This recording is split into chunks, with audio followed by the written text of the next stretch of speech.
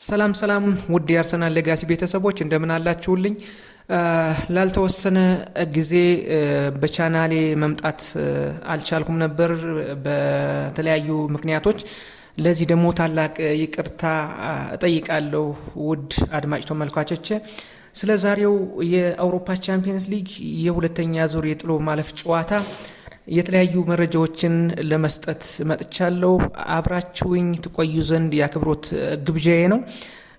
አርሰናል በዘንድሮ የውድድር ዘመን ለአራት ዋንጫዎች እስካሁን እየተፋለመ የሚገኝ ትልቅ ቡድን ነው። ከባለፉት አመታቶች አኳያ ስንመለከት አርሰናል ዘንድሮ የልፋቱን የሚያጭድበት ዘመን ላይ ያለ ይመስላል።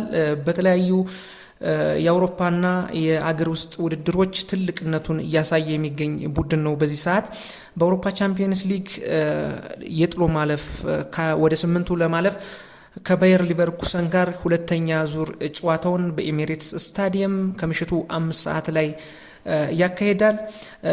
በሚቀጥለው እሁድ ደግሞ ከማንቸስተር ሲቲ ጋር የሊግ ካፕ ፋይናል ደርሷል።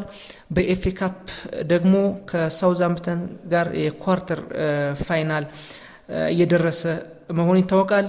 በሌላ ጉዳይ ደግሞ የእንግሊዝ ፕሪሚየር ሊግን በ9 ነጥብ ልዩነት 7 ጨዋታ እየቀሩት ምናልባችም የዋንጫውን 1-0 የያዘ ነው ማለት ይቻላል። ከሌሎች ቡድኖች በተለይ ከማንቸስተር ሲቲ የተሻለ አቋምም አለው፣ ዋንጫውን የማንሳትም እድል አለው እና ስለ ዛሬው የአውሮፓ ቻምፒየንስ ሊግ ጨዋታ ለማውራት ነው የፈለኩት። ዛሬ በኤሜሬትስ ስታዲየም ከምሽቱ 5 ሰዓት ሲል የጀርመኑን ክለብ ባየር ሊቨርኩሰንን ያስተናግዳል። ስለዚህ ጨዋታ ከማውራታችን በፊት በባለፈው ሮብ ማለት ነው የመጀመሪያውን ዙር ጨዋታ በባየር አሬና 1-1 በሆነ ውጤት ነበር ያጠናቀቁት። ያ ጨዋታ በጣም ፈታኝ ነበር። አርሰናል ፍጹም የሆነ የኮርና ኳስ እንዳያገኝ ተደርጎ በሰው ሜዳ ተጫውቶ ባለቀ ሰዓት ካያቨርዝ ባስቆጠረው የፍጹም ቅጣት ሞት ነበር 1-1 ሆኖ የመጣው። ምናልባት የዛሽ ጎል ወሳኝነት ትልቅ ነበር ማለት ይቻላል። በጨዋታው ቡካዮ ሳካ፣ ዲክላን ራይስም ሌሎችም ተጫዋቾች ደክሞ የታዩበት ነበር። በተለይ ቡካዮ ሳካ እንደተጠበቀው አልነበረም በባለፈው ሳምንት። ከዛ ኑኔ ማዶኬን ቀይሮ በማስገባት ኑኔ ማዶኬ ያችን የፍጹም ቅጣት ሞት እንዲያገኝ ያገዘ ተጫዋች ነበር በባለፈው ሳምንትና አሁን ደግሞ ብዙ የኦፕታና የተለያዩ የእግር ኳስ አናሊሲስቶች እንደሚናገሩት አርሰናል በቀላሉም ባይሆን አሸንፎ ወደ 8ቱ እንደሚቀላቀል እምነታቸውን እየሰጡ ይገኛሉ።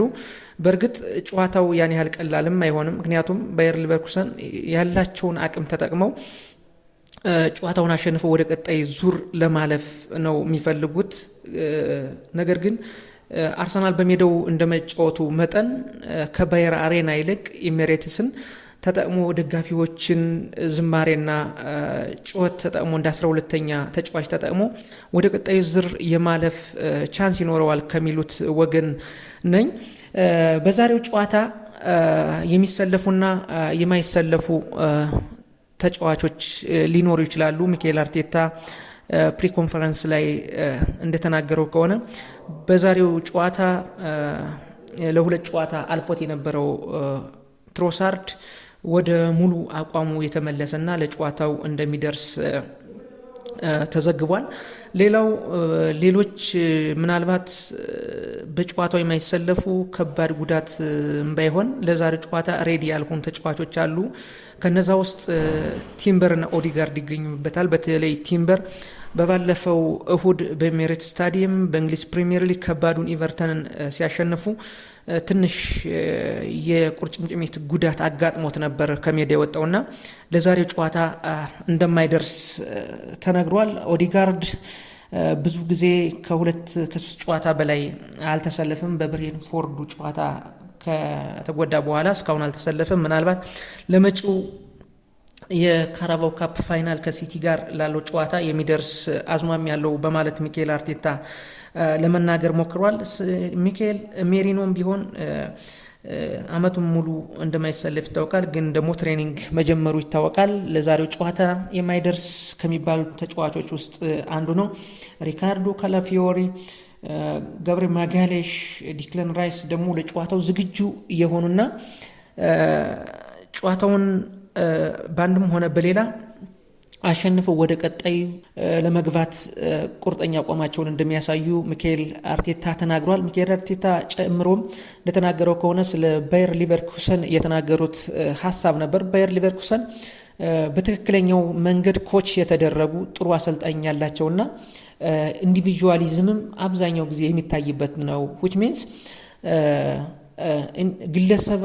ግለሰብን መሰረት ያደረገ የማጥቃትም የመሃል ሜዳውን በደንብ የመቆጣጠርም ዝንባሌ የሚያሳይ ቡድን ነው ብሏል። እንደ ቡድን በደንብ ኦርጋናይዝድ ሆነው 18ቱን ይዘጋሉ። በመሃል ሜዳ ደግሞ አሪፍ የሆነ የመሃል ሚልፊልድ ያላቸው ናቸው። በባለፈው እነ ዲክለን ራይስ እነ ዙቢሜንዲን ከጨዋታ ውጭ ያረጉበት ሲስተም ከዛ ላይ አተኩሮ እንደሚሰራና ይህን ጨዋታ ያለ ውዴታ ግዴታ ማሸነፍ እንዳለባቸው ለመናገር ሞክሯል።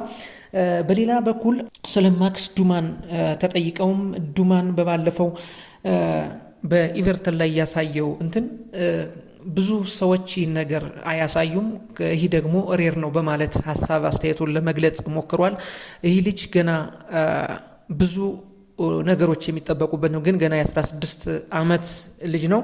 ቡድኑ በዛን ሰዓት በአስቸጋሪ ሁኔታ ነጥብ ለመጣል እየተንደረደረ ተቀይሮ ገብቶ አንድ ለራሱ ጎል ሲያስቆጥር ሌላውን ደግሞ ሰርድ አሲስት በማድረግ ክለቡ ካለበት ጫና ላይ ያለውን አስተዋጽኦ ለማበርከት ሞክሯል። ወደፊትም ይህ ነገር ከሱ የሚጠበቅ ነገር ነው። ፕላስ አሁን በአርሰናል በኩል ብዙ ሊደርሺፕ ስታይል ያላቸው ተጫዋቾች አሉ። ግን ደግሞ ለሱ የሊደርሺፕ ስታይል የሚያሳዩ ፓሬንቶቹ ናቸው ማለት የፋሚሊ ሜምበሮቹ ናቸው እንጂ ያን ያህል በክለቡ ያሉ ተጫዋቾች አይደሉም ስለ ሊደርሺፕ የሚያስተምሩት። እና እሱ በጥሩ ሁኔታ እያደገ ያለ በቤተሰባዊነት ደግሞ እየተደገፈ ያለ ተጫዋች ነው በማለት ሀሳብ አስተያየቱን ለመስጠት ሞክሯል። ከዛ ውስጥ ደግሞ እሱ ለመናገር የሞከረው ትሮሳርድም ሂካምፔም ካያቨርዝም ለዚህ ጨዋታ ሬዲ ናቸው። በተለይ ትሮሳርድ መመለሱ ደግሞ በጣም አሪፍ ነው በማለት ለመግለጽ ሞክሯል ሚካኤል አርቴታ። በሌላ በኩል በባየር ሊቨርኩሰን በኩል ስንመለከት ባየር ሊቨርኩሰን ወደ 3-4 የሚሆኑ ተጫዋቾች በጉዳት ምክንያት አይሰለፉም ተብለው የተረጋገጡ ተጫዋቾች አሉ። ባየር ሊቨርኩሰን በባለፈው ሳምንት በቡንደስሊጋው መሪውን ባየር ሙኒክን በባየር አስተናግዶ 1-1 በሆነ ውጤት ነው አቻ የተለያየው። ምንም እንኳን ባየር ሙኒክ ሁለት ተጫዋቾች በቀይ ካርድ ቢወጡበትም ባየር ሊቨርኩሰን ባሳየው አቋም አሪፍ ነበር ማለት ይችላል። ምክንያቱም ባየር ሙኒክ የተለያዩ ክለቦች ላይ ከ4 ጎል በላይ እያስቆጠረ የሚያሸንፍ ነበርና በባለፈው ግን በባየር ሊቨርኩሰን ጥንካሬ 1-1 በሆነ ውጤት አቻ በቡንደስሊጋው ተለያይተውና ለአርሰናል ቀላል የሆነ ግምት አይደለም እዞ የሚመጣው ከበድ ብሎ የመጨረሻ ለማሸነፍና ለማሸነፍ የሚመጣ ቡድን ከመሆኑ አኳያ ያለውን ኢነርጂ ተጠቅሞ አርሰናልን ሊፈትን ይችላል በኤሚሬትስ ስታዲየም ማለት ይቻላል። ከነዚህ ውስጥ ግን በጨዋታው የማይሰለፉ የባየር ሊቨርኩሰን ተጫዋች አሉ። ቤንሴገር፣ ማርክ ፍሌከን በረኛው ማለት ነው፣ ሎቺ ባዴ፣ ሉካስ ቫስኬስ የቀድሞ የሪያል ማድሪድ ተጫዋች፣ አርተር በጨዋታው ሙሉ በሙሉ የማይገኙ ተጫዋቾች ሲሆን ማርቲን ቴረር እና ናታን ቴላ በባለፈው ሳምንት ከባየር ሙኒክ ጋር ባረጉት ጨዋታ ትንሽ የጉዳት ስሜት የተሰማቸው ናቸውና የማይሰለፉ ተጫዋቾች ናቸው። ስለዚህ አርሰናል ይህን የጉዳት አጋጣሚም ተጠቅሞ ፕላስ ሜዳውንም ተጠቅሞ ማለት ደጋፊዎቹ እንደ 12ኛ ተጫዋች ቆጥሮ ይህን ጨዋታ የማሸነፍ ንጻሬው ከፍ ያለ ነው ማለት ይቻላል።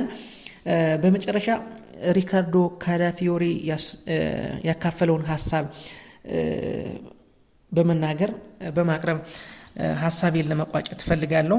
ሪካርዶ ካላፊዮሪ በባለፈው ኢቨርተን ጋር በተደረገ ጨዋታ ፍጹም ለጎል የተቃረበን ኳስ በቃ በሚያስገርም ሁኔታ ዳይቭ አድርጎ እግሩም በቃ ፎርቢች በማንሳት ወደ ኋላ ያስቀረው ኳስ የፕሪሚየር ሊጉን ምን ያህል አርሰናል በፕሪሚየር ሊጉ ደማቸውን ሰጠው የሚጫወቱ ዲፌንሲቭ ተጫዋቾች እንዳሉትና ሁሉ ነገር ኦርጋናይዝድ የሆነ እንደሆነ ከመሃል እስታጥቂ ከአጥቂ እስከ ተከላካይ ድረስ አርሰናል ዘንድሮ ቆርጦ የተነሳበት መንገድ እንዳለ ለማሳየት ሞክሯል። ካላፊዮሪም ከዚህ ሀሳብ ተነስቶ ነው ሁላችንም ደመነፍስ ነን።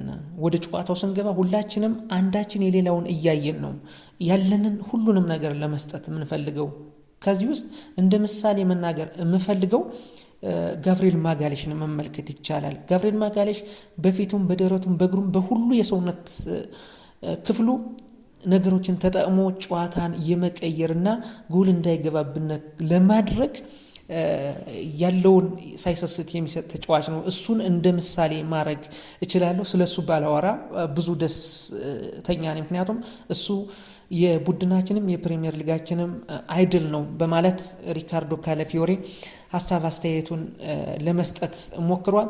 ምናልባት በዚህ የዝሮ መልስ ጨዋታ የባየር ሊቨርኩሰኑ አሰልጣኝ እንደባለፈው የባየር አሬና ጨዋታ ምን ይዘው ይገባሉ የሚለውን በጨዋታው የምንመለከት ይሆናል።